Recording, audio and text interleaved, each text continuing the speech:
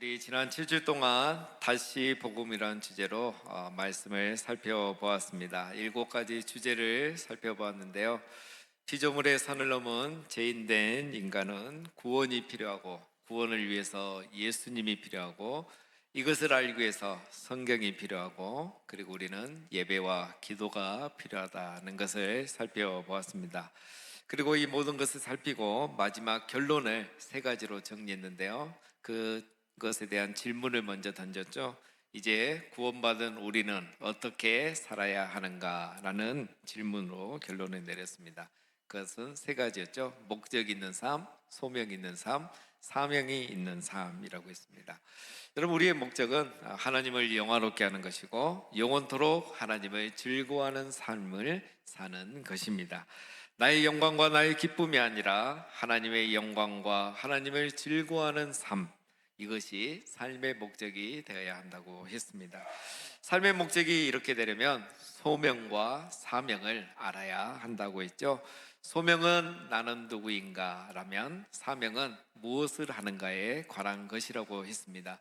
너희는 세상의 소금과 빛이라 했을 때, 소금과 빛은 우리의 소명이고, 소금으로서 짠맛을 내고 빛으로서 빛을 비치며 사는 것이 우리의 사명이다라고 했습니다. 여러분, 우리는 누구든지 가정과 직장과 또 세상에서 우리는 빛과 소금으로 부르심을 받았습니다. 그래서 어디에 있든지 우리는 짠맛을 내고 거룩한 빛을 비추며 사는 것이 바로 우리의 사명인 것입니다. 어느 직장에 다니느냐, 또 무슨 일을 하느냐보다 더 중요한 것은 거기에서 짠맛을 내고 있느냐, 거기에서 빛을 비추고 있느냐, 즉 소금과 빛으로서 존재하며 소명에 따라 사명대로 살고 있느냐라는 것이 굉장히 중요합니다.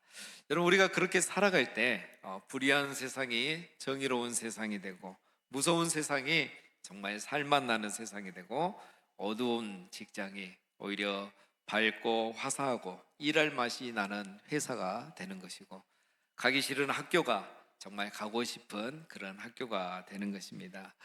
우리 교회에 왔던 새가족 중에 한 분이 그런 경우가 있습니다.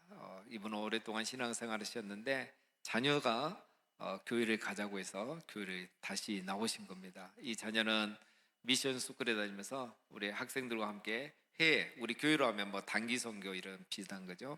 거기에 가서 그리스도 우리 형제 자매들과 함께 생활을 하면서 그들의 삶을 보면서 이 아이가 감동을 받고 나도 교회를 다녀야겠다라는 생각을 갖게 되고, 어머니에게 엄마 이제 우리 교회 다녀요 해서 오랫동안 쉬고 계셨던 어머님이 다시 신앙생활 하기로 결단을 하고 우리 교회 등록하시고 또 따님과 함께 이렇게 교회를 잘 나오고 있습니다.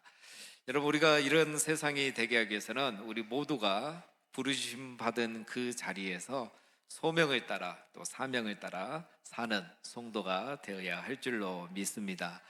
오늘은 그렇게 살아가신 우리 예수님에 대해서 함께 살펴보도록 하겠습니다. 오늘부터 다시 이제 우리 마태복음을 시작하는데요.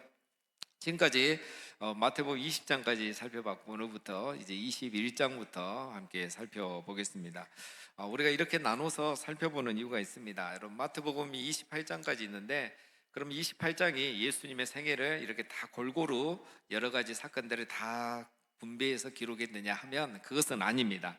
20장까지는 예수님의 삶을 기록했다면 21장부터는 예수님의 생애 중 마지막 한 주간만을 기록을 했습니다. 그러니까 이 마태복음의 70%는 30년의 생애를 기록했다면 나머지 30%는 예수님의 생애 마지막 한 주간에 대한 기록이라는 겁니다. 그러니까 비율로 보면 30%지만 시간적으로 보면 훨씬 더 많은 비율을 차지하고 있다고 할 수 있죠. 왜 이렇게 기록을 했겠습니까? 이것은 마지막 한 주가 그만큼 중요하기 때문인 것입니다. 오늘 우리가 살펴볼 이 본문은 그 마지막 한 주의 첫 번째 시간, 첫 번째 사건입니다.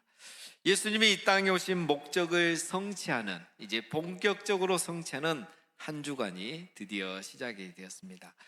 여러분, 우리 예수님의 삶의 목적도 똑같습니다. 하나님을 영화롭게 하는 거죠.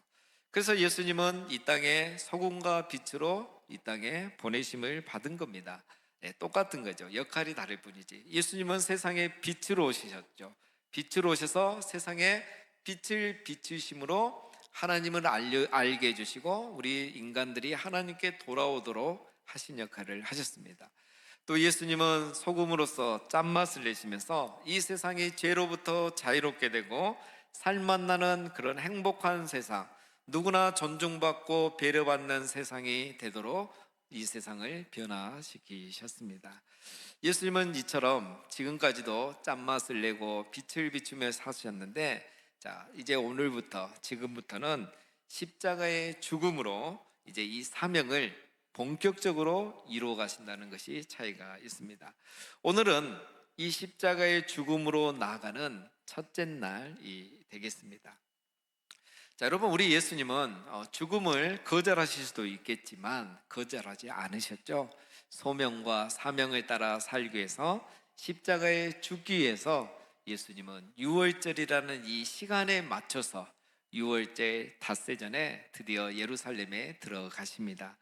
그들이 예루살렘에 가까이 가서 감난산 벳바게에 이르렀을 때에 예수님과 제자들이 주로 사역했던 저 북쪽의 갈릴리 지역 사역을 마무리하시고 이제 남쪽 예루살렘 가까이에 오신 겁니다.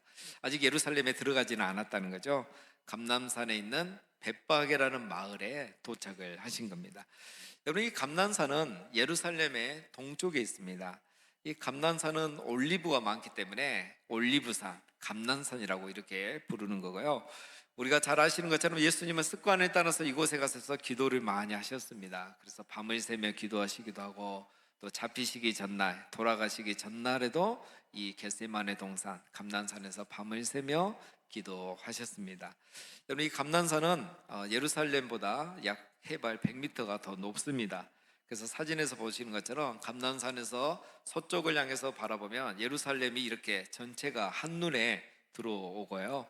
저 가운데 노란 기둥이 바로 성전이 있었던 자리에 세워진 황금사원이라고 합니다.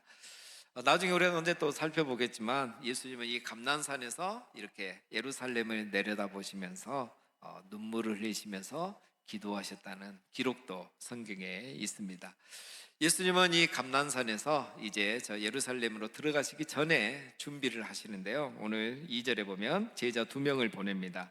너희는 맞은편 마을로 가라. 그리하면 곧 메인 나귀와 나귀 새끼가 함께 있는 것을 보리니 풀어 내게로 끌고 오라. 만일 누가 무슨 말을 하거든 주가 쓰시겠다 하라. 그리하면 즉시 보내리라. 저 건너편 마을에 가서 이렇게 매여 있는 나귀, 어미 나귀와 그 옆에 있는 새끼 나귀를 풀어서 함께 데리고 오라라는 것이죠. 그렇게 하면 당연히 누가 뭔가 묻겠죠. 누가 이렇게 시켰느냐, 끌고 가겠느냐라고 물으면은 주님이 쓰시겠다라고 이렇게 말하면 바로 보내줄 것이다라고 합니다. 여러분, 이것은 뭐 기적을 말하고 예수님은 미리 알고 계신다는 걸 이걸 말하는 게 아닙니다. 여기서 주가 쓰시겠다고 했을 때 이 주는 예수님이 아니고 하나님입니다. 하나님이 나귀를 쓰실 것이고 그 나귀를 타시는 예수님이 하나님의 뜻을 이루실 것이다 라는 그런 뜻인 겁니다. 즉 예수님은 자기의 죽음을 위해서 하나님이 철저히 준비하심을 믿고 자기의 사명대로 순종하겠다, 이 나귀를 타고 예루살렘에 들어가 순종하겠다는 거예요. 하나님이 준비하신 나귀를 타고 예루살렘으로 가서 죽으시겠다는 순종의 마음을 보여주시고 계시는 것입니다. 그래서 이건 단순히 어떤 기적이고 예수님이 미래의 일을 다 하는 그런 걸 말하는 게 아닙니다. 여러분, 왜 예수님은 나귀를 타고 예루살렘에 들어가려고 하셨을까요? 이것이 우리는 궁금합니다. 조금 전에 말씀드린 것처럼 감난산에서 예루살렘은 불과 1, 2km밖에 되지 않습니다. 그 사이에 있는 기드론 골짜기만 지나면 바로 예루살렘입니다. 그래서 충분히 걸어갈 수도 있는데 걸어가지 않으시고 왜 나귀를 타셨을까? 아니면 이제 조금만 있으면 예수님이 죽고 부활하심으로 메시아임을 온 세상에 드러낼 건데 미리 그 효과를 위해서 백마를 타고 입장하시면서 자기가 정말 메시아란 걸 이렇게 드러내면 좋은데 왜 백마를 타지 않고 나귀를 타셨을까 하는데 이것이 굉장히 중요한 이유가 있습니다. 이것은 바로 예수님이 다윗의 후손인 왕으로 메시아로 이 땅에 오셨음을 보여주기 위함인 것입니다. 예수님은 백마탄 개선장군이 아니라 인류의 구원자 예수 그리스도 메시아로 오셨다는 것을 보여주기 위해서 그렇게 하신 거죠. 여러분, 이 장면은 다윗이 옛날에 했던 것을 연상하게 하는 내용인데요. 전에 이제 자기의 아들 압살롬이 반역을 했을 때 다윗이 눈물을 흘리면서 나귀를 타고 예루살렘을 떠납니다. 그리고 훗날 이 반역이 끝났을 때 다윗이 다시 나귀를 타고 예루살렘으로 돌아오는 겁니다. 이것은 다윗이 아들의 반역을 가슴 아파하면서 눈물을 흘리며 예루살렘을 떠났다 다시 돌아온 것처럼 우리 예수님도 인류의 반역을 가슴 아파하면서 다시 예루살렘으로 돌아오는 것을 보여주면서 바로 예수 그리스도가 다윗의 후손으로 오신 왕이시고 메시아이시다는 것을 보여주기 위해서 이 나귀를 타셔야만 했던 것입니다. 그리고 두 번째는 같은 의미이기도 한데요, 이렇게 함으로써 이제 선지자들의 예언을 이루기 위해서 그렇습니다. 4절에 보면 이는 선지자를 통하여 하신 말씀을 이루려 하심이라 일러시되 시온의 딸들에게 이르기를 내 왕이 내게 임하나니 그는 겸손하여 나귀 곧 멍에 매는 짐승의 새끼를 탔도다 하라. 이렇게 말한 선지자의 예언을 이루기 위해서 나귀를 타셨다는 거죠. 자, 그런데 여기 보면은 겸손하여 나귀를 타셨다 이렇게 돼 있어요. 그러니까 우리가 겸손이라는 이 말을 여기서 오해할 수도 있는데요, 예수님은 마음이 겸손해서 백마 그는 사양하고 겸손하게 그냥 난 나귀를 타고 갈게 이렇게 하셨던 것으로 우리가 인간적으로 생각할 수 있는데 그런 의미는 아닙니다. 나귀를 타신 이유를 조금 전에 설명했던 것처럼 이것은 하나님의 뜻을 이루기 위해서, 선지자의 예언을 이루기 위해서, 성경의 예언을 이루기 위해서 예수님은 순종하는 마음으로 나귀를 타셨다는 것을 말하는 겁니다. 자기의 영광만을 생각했다면 백마를 탈 수도 있겠지만 아버지의 영광을 위해서 죽으러 가는 길이기 때문에, 자기의 사명대로 살기 위해서 죽으러 가는 것이기 때문에 예수님은 백마가 아니라 기꺼이 나귀를 타고 가시기로 순종하셨다는 것입니다. 세상의 소금으로서 짠맛을 내기 위해서, 세상의 빛으로서 이 땅의 거룩한 빛, 구원의 빛, 생명의 빛을 비추기 위해서 예수님은 기꺼이 순종함으로 나귀를 타고 예루살렘에 입성하신 겁니다. 백마 타는 장군이 아니라 나귀를 타는 겸손의 왕, 평화의 왕, 구원의 왕으로 이곳에 임하기를 예수님은 원하셨던 것입니다. 힘으로 세상이 정복되는 것이 아니라 순종함으로 세상이 변화될 수 있다는 것을 예수님은 알고 계셨던 것입니다. 사명은 백마가 아니라 낙타를 타고 힘이 아니라 순종함으로 이루어갈 수 있다는 것을 예수님은 아셨다는 것입니다. 소명과 사명을 따라 사는 사람은 백마가 아니라 나귀를 타는 사람입니다. 자기 영광을 구하는 사람이 아니라 말씀에 순종하기를 구하는 사람인 것입니다. 자기의 힘이 아니라 순종의 능력을 믿는 사람인 것입니다. 사랑하는 우리 성도님 여러분, 우리가 소명과 사명을 따라 살아가려면 백마가 아니라 나귀를 타는 예수님처럼 자기의 영광을 구하지 않고 말씀에 순종을 구하는 사람이 되어야 하는 것입니다. 나의 힘이 아니라 내가 순종할 때에 그 순종하는 나를 통해서 하나님이 뜻을 이루신다는 것을 우리는 믿어야 하는 것입니다. 그래서 예수님은 순종하는 마음으로 나귀를 타고 예루살렘에 가시는데 이것을 보는 사람들의 생각은 달랐습니다.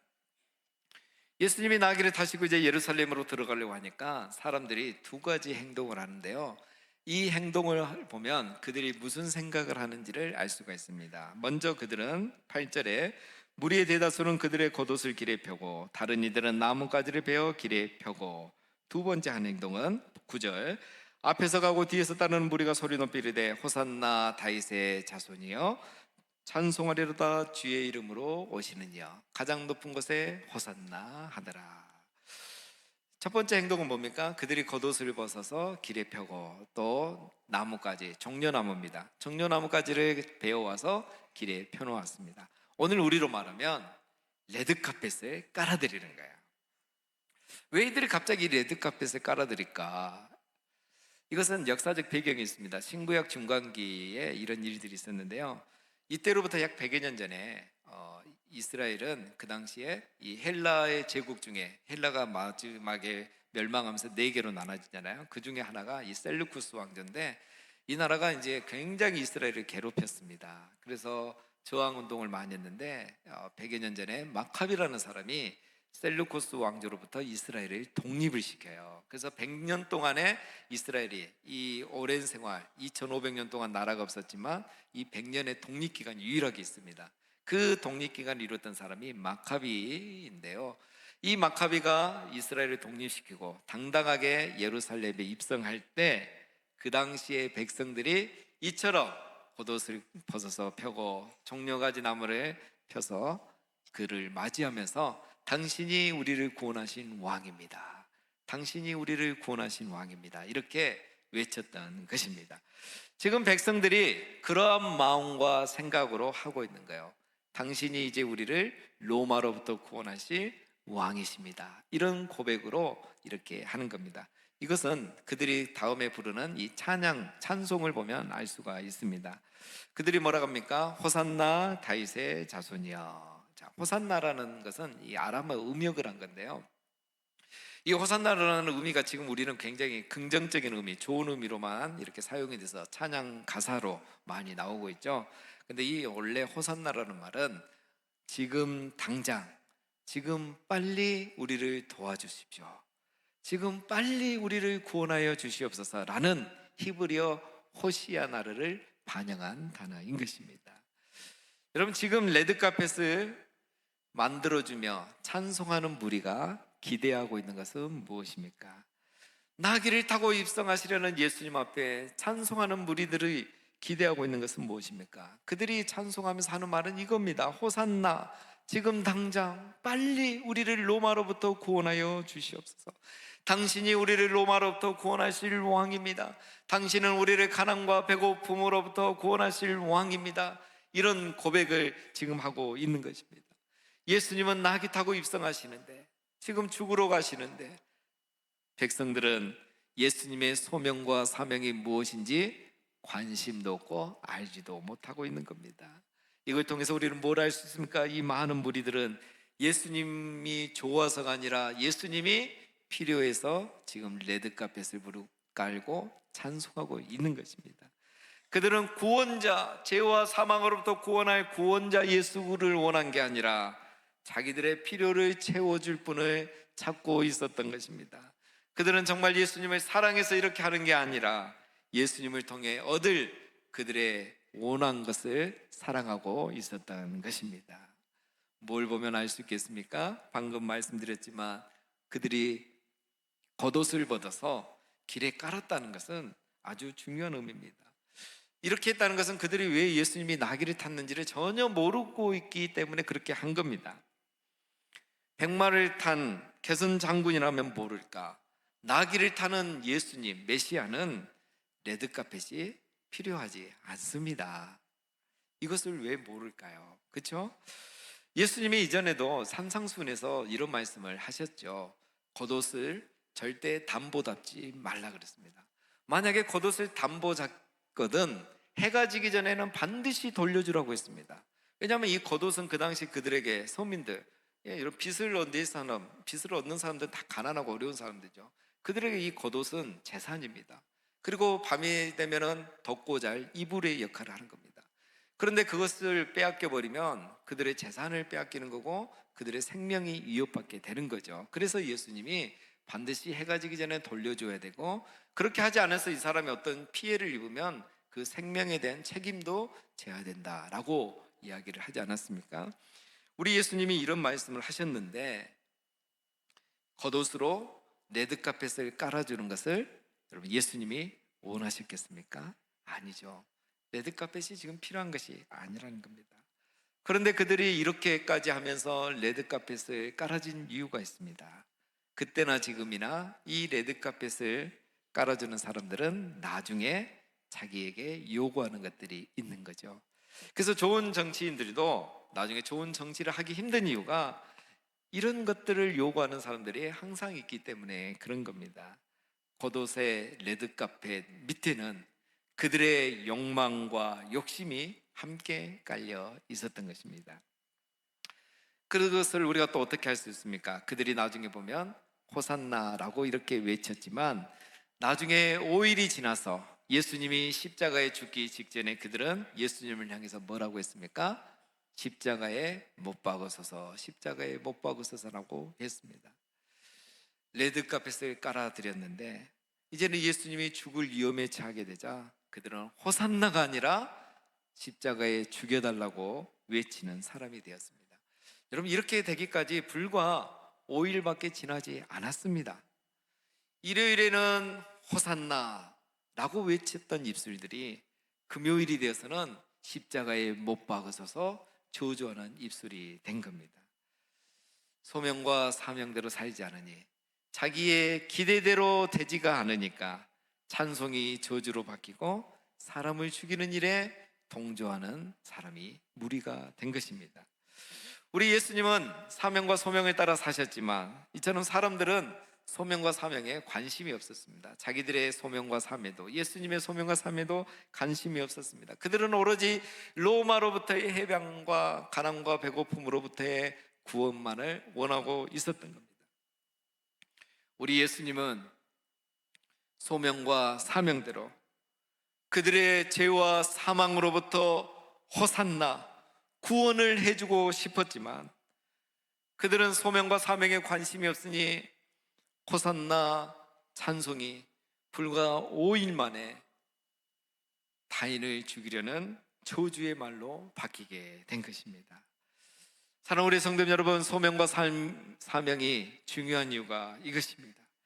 우리가 소명과 사명을 잃어버리면 주일의 찬송이 평일의 저주로 바뀔 수 있고 주일의 예배가 평일의 욕망의 삶으로 바뀌어버리고 변질될 수가 있기 때문입니다.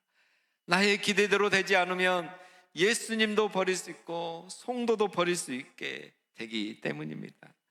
예수님을 사랑하는 것인지 예수님을 이용하는 것인지 구분을 못하고 신앙생활을 하게 되는 겁니다.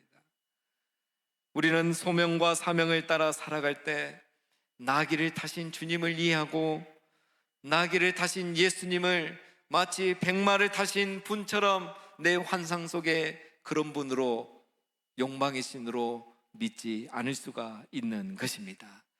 주님이 가실 때 자기 겉옷을 까시지 않냐고 자기 부인을 하며 순종할 수 있는 것입니다. 레드카펫을 깔지 아니하고 자기 십자가를 지고 그 예수님과 함께 갈 수 있는 것입니다. 이것이 바로 예수에게 제자의 길을 가는 제자의 삶인 것입니다. 이것이 바로 소명과 사명을 따라가는 제자의 모습인 것입니다. 주님이 가시면 내 겉옷으로 레드카펫을 까는 것이 아니라 자기를 부인하고 자기 십자가를 지고 예수님을 따라가는 것, 그 예수님처럼 우리를 부르신 자리에서 소명과 사명을 따라 살아가는 삶을 사는 것, 그것이 바로 우리의 부르심이고 우리의 소명인 것입니다.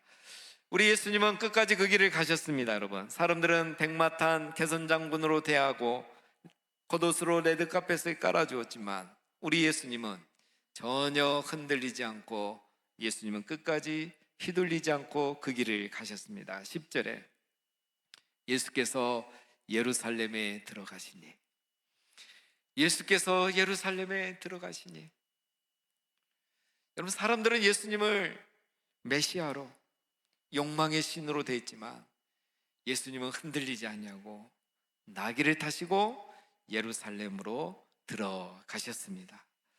여러분, 왜 예수님이 예루살렘으로 들어가셨을까요? 예루살렘에는 십자가가 있기 때문입니다. 이 십자가는 예수님의 소명이자 삶입니다. 예루살렘에서 부르심을 받은 대로 십자가를 지기 위해서, 거기에서 부르심을 받고 사명대로 십자가에서 죽기 위해서 예수님은 예루살렘으로 들어가신 겁니다. 지금까지 예수님은 이 날만을 바라보고 기다리고 준비해 오셨습니다. 30년 동안 변함없이 이 길을 오신 것은 예수님께서 오로지 이 십자가 하나만을 바라보고 오셨기 때문입니다. 여러분, 우리 사람들은 십자가를 바라보지 않으려고 하죠. 십자가를 좋아하지 않습니다. 십자가는 죽음이라고 생각하고 끝이라고 생각하기 때문입니다. 그러나 여러분, 십자가는 죽음이 아니고 시작입니다. 십자가는 죽음이 아니라 부활의 소망이고, 십자가는 실패가 아니라 하나님의 사랑인 것입니다. 그래서 예수님은 이 십자가를 반드시 져야 됩니다. 이게 예수님의 소망이고 사명입니다. 그래서 우리 예수님은 이 십자가를 지기 위해서 예루살렘으로 들어가신 겁니다. 우리는 십자가를 지지 않고 바라보지 않기 때문에 우리의 신앙이 변질이 되는 겁니다. 본질이 변질이 돼요. 십자가를 바라보지 않고 영광만 바라보기 때문이죠.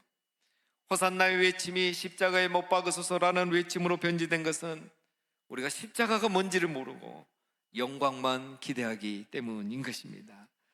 사랑하는 우리 성도님 여러분, 소명과 사명에 따라 사는 삶이 무엇인지 우리는 그렇게 사신 예수님을 보며 알 수 있습니다.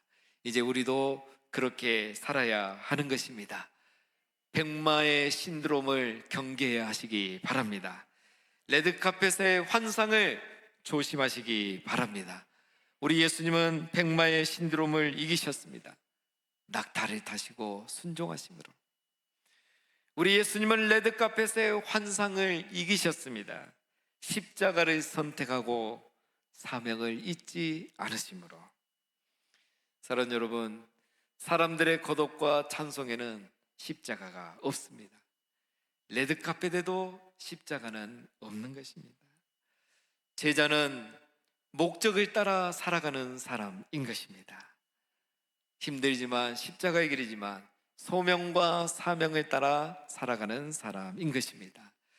그런데 항상 우리 앞에는 오늘 예수님처럼 유혹과 시험이 있다는 것입니다. 내 안에 욕망만 있을 뿐만 아니라, 욕망만 있는 것이 아니라 사람들의 거듭과 찬송이라는 또 시험과 유혹이 있습니다. 그래서 우리는 때로 나귀는 안 타려고 하고 백마만 타고 싶어 하고 십자가의 길을 걷기보다는 레드카펫 위를 걷고 싶어 합니다.